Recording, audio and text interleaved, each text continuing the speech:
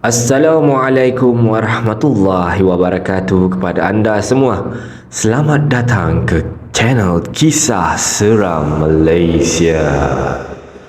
Dan semua kisah-kisah yang saya akan ceritakan di sini anggaplah sebagai satu hiburan sahaja.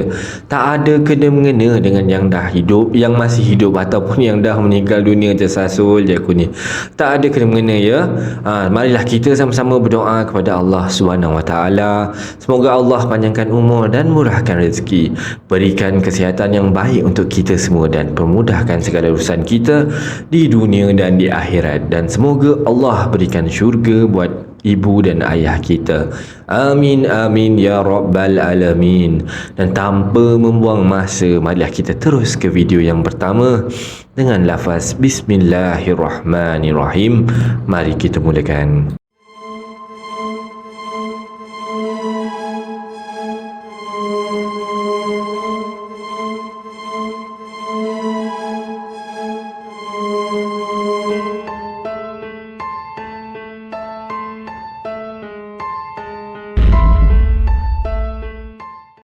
Baik, kita mulakan untuk kisah seram yang pertama ni. Aku merupakan pelajar diploma UiTM Jengka tahun 2011 hingga ke tahun 2014. Siapa tahu Jengka kat mana, kata dia. Alah, yang kat Pahang tu lah, yang budak-budak yang belajar kat situ tahulah macam mana keadaan dalam kawasan Jengka tu. Keliling hutan, itu dululah, sekarang dah up sikit Jengka tu. So, apa yang aku nak cerita ni, pengalaman aku masa SEM 1 dekat UiTM Jengka Khazanah Alam. Banyak kisah yang seram dekat Jengka ni tau, tapi aku bagi intro yang ni dulu. Lebih kurang sebulan aku dekat UiTM, aku mula rasa yang ada sesuatu yang aneh dalam bilik dan blok yang aku duduk tu. Pada mulanya, aku just ignore je sebab itulah aku dapat satu roommate ni jenis yang penakut. Kedua, sebab fikir diri sendiri pun penakut juga. Jadi, nak dijadikan cerita, satu malam tu, aku tak boleh tidur pula dan nak pergi ke tandas. Aku ni jenis kesian nak kejut roommate tu kan. Semata-mata sebab nak pergi tandas, takkan aku nak kejut dia, biar dia tidur. Tiba-tiba, aku dengar bilik sebelah macam orang tak tidur lagi. Tak adalah seram sangat waktu tu. So, aku pergilah seorang-seorang dengan berhusnuzon ya kan. So, waktu aku keluar daripada tandas tu, jauh dari bilik lah, sebab tandas tu mungkin kat hujung ada seorang budak perempuan jalan seorang nak pergi tandas sambil peluk patung buruk, teddy bear lah kata dia kan. Aku ingat adik budak bilik depan sebab siang tadi family dia ada datang jenguk. Kot-kot lah tumpang tidur kan, sebab budak tu memang keluar dari pintu bilik depan bilik aku. Aku tanyalah, Adik nak pergi mana tu? Dah, dia senyap je. Budak tu kan, biasalah budak. Jadi tak sampai beberapa saat, aku pun jalan melepasi dia. Aku pusing balik. Budak tu dah tak ada weh, kata dia. Tapi aku tak fikir pelik lagi time tu, sebab mungkinlah time tu dia masuk tandas, so nak dijadikan cerita. Esok pagi tu aku terserempak lah dengan kakak ataupun SS ni, budak bilik depan tu. SS tu mungkin nama short form untuk budak yang depan tu ya, bilik depan. So lebih kurang macam ni lah aku tanya. SS, family kau dah balik ke? Semalam jumpa adik kau pergi tandas. Aku tegur dia buat tak layan pun. Agak mamai kot tengah-tengah malam buta, kata dia. Macam ni, si SS ni pun jawab, family aku dah balik lah petang semalam. Kau ni silap orang ni, kata dia. Aku percaya pandangan aku tak salah malam tadi. So aku malas nak panjang cerita, aku pun berhuhu lah balik bilik, kata dia. So dalam minggu tu juga roommate aku semua balik rumah dia orang. Maklumlah dia orang ni semua dekat-dekat, tinggal dekat area dia Pahang juga. Jadi semua kalau hari cuti semua balik lah kan. Korang yang mana belajar tu korang tahulah biasa. Tinggallah aku seorang diri di sini. Maghrib tu, time tu maghrib tu, lepas solat maghrib, aku ada terdengar macam bunyi kaki orang yang berantai loceng. Alah, yang kadang-kadang perempuan atau perempuan India tu yang suka pakai gelang kaki lonceng. Kalau kita tengok cerita India tu kan, biasa perempuan joget-joget tu kan, kecing kaki dia kan. Yang macam tu lah agaknya. Yang peliknya, bunyi tu macam ke hulu ke hilir depan bilik aku. Kecing Cik. Macam tu lah. Dan bunyi tu tak berganjak jauh pun. Lepas tu dia macam cakar pintu bilik aku. Aku pun dah start takut. Last aku terus baring kat katil. Katil aku ni jenis double decker tau. Kayu 2 tingkat. So sebab dah takut sangat, aku selubung kat katil bawah tu. Kan semua roommate aku tak ada, jadi aku baring kat tempat kawan aku lah ni. Tiba-tiba aku rasa macam ada sesuatu yang berat tekan ke atas badan aku sampai aku susah nak bernafas. Aku hadap dinding. Lepas tu aku nampak macam ada tangan berbulu hitam dekat bahu aku. Aku tak fikir apa dah waktu tu. Aku baca surah yang aku ingat. Dah tunggang terbalik dah ayat. Aku pun tak tahu mana betul ke salah. Aku main baca, main bos je. Benda tu tak berganjak. Macam mana nak berganjak? Kau main baca, main bos je. Benda tu terus hilang tiba-tiba. Bila jiran sebelah ketuk bilik aku, ajak pergi makan. Alhamdulillah. Malam tu aku tak berani nak tidur bilik seorang-seorang. Tumpanglah bilik jiran sampailah roommate aku semua balik. Aku pernah cerita ni dekat makcik-makcik cleaner. Dia orang cakap benda tu memang ada kat blok tu. Jadi ini berakhirlah kisah yang pertama. Dia sambung dengan kisah yang kedua. Harap korang semua enjoy dengan kisah ni. Baik, kita mulakan. Kita sambung dengan kisah yang kedua.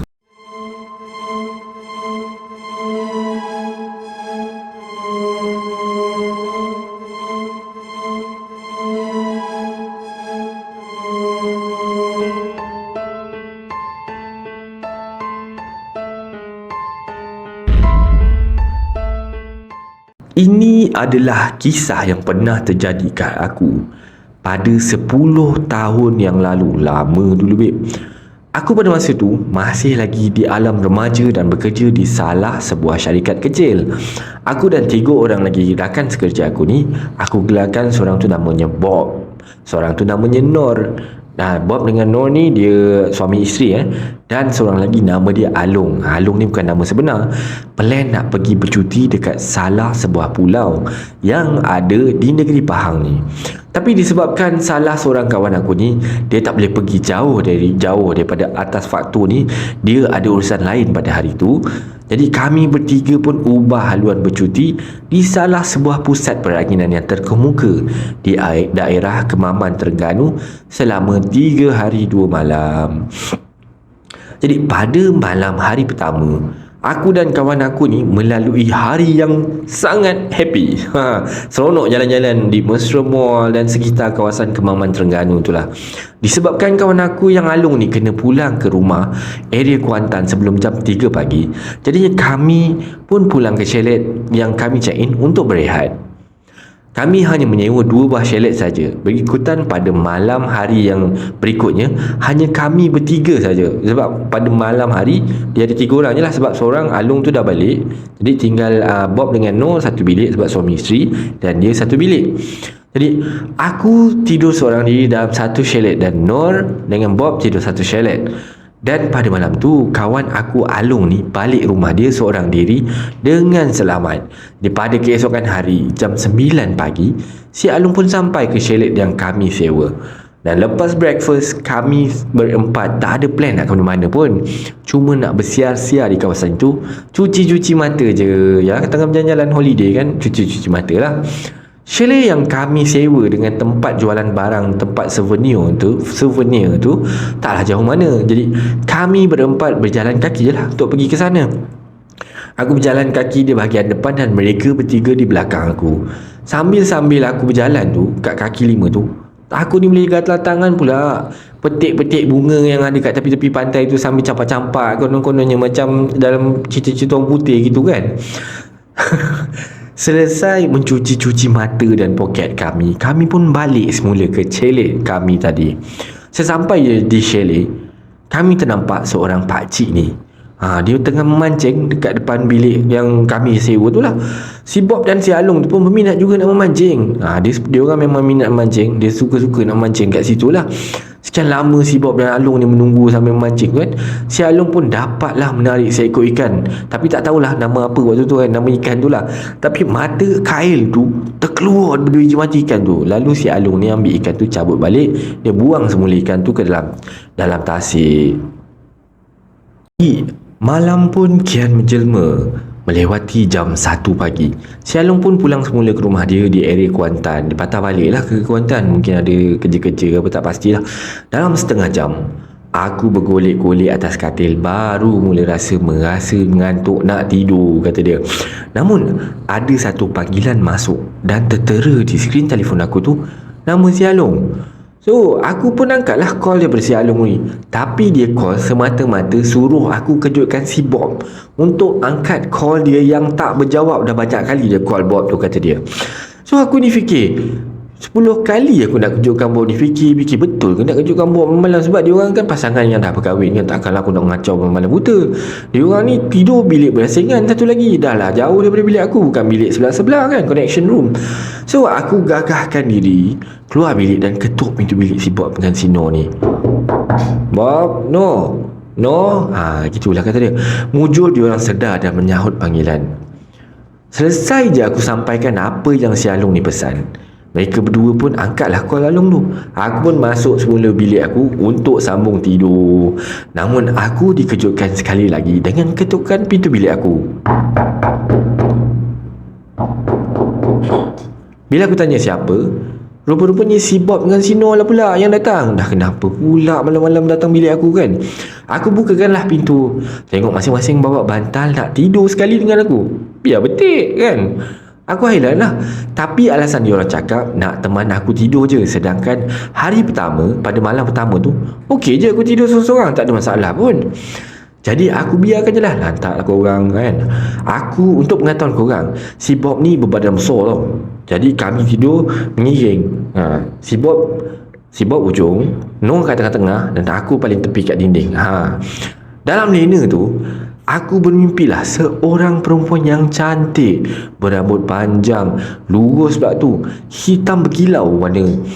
Baju dia ala-ala Cheongsam Cina tu, warna merah, tumpuk-tumpuk bunga putih-putih halus-halus pada baju dia. Jadi berdiri menatap aku depan-depan. Jarak antara dengan aku tu agak sejengkal dia macam tu. Tapi muka dia tak apa-apa nampak lah sebab gelap. Aku hanya nampak dari bawah dagu dia sampai ke pinggang dia. Jadi pada keesokan pagi, selepas kami berempat check out daripada chalet yang kami sewa tu, kami berempat sempat breakfast dulu dekat sebuah warung yang terletak di tepi jalan besar. Aku mulalah bertanya pasal malam semalam, kenapa mereka datang tidur dengan aku.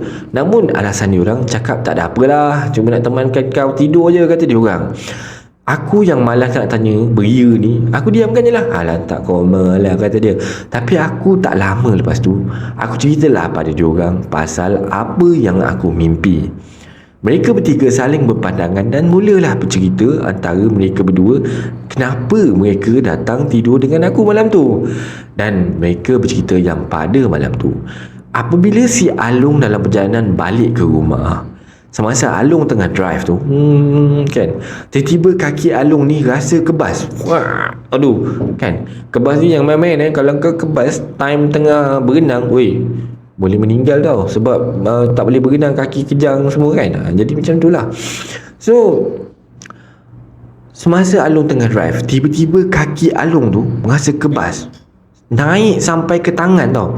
Jadi bila Along nak brake, automatik tangan Along memutar steering, menyebabkan kereta dia berpusing di atas jalan raya.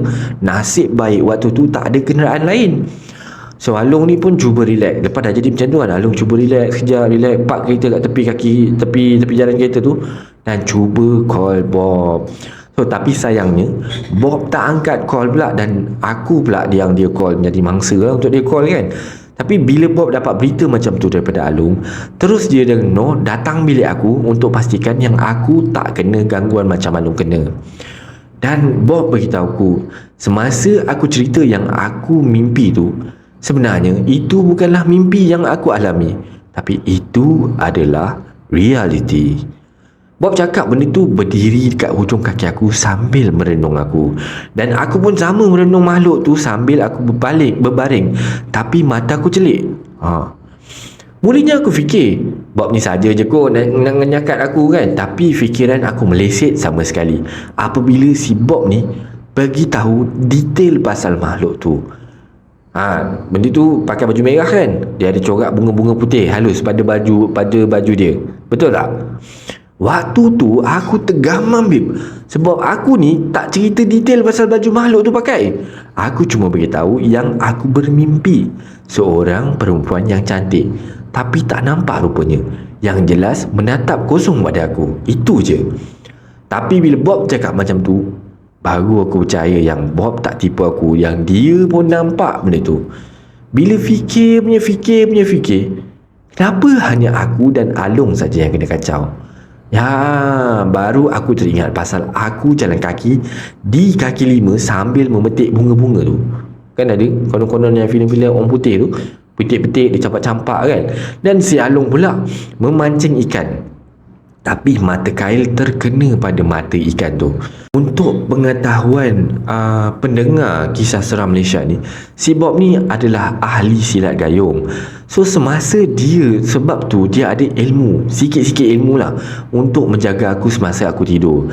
Kerana pada malam yang aku mimpi tu, si Bob ni tak tidur langsung, hanya berjaga untuk menjaga kami berdua ni, maksudnya aku dengan isteri dia, daripada kena sihir yang lebih teruk.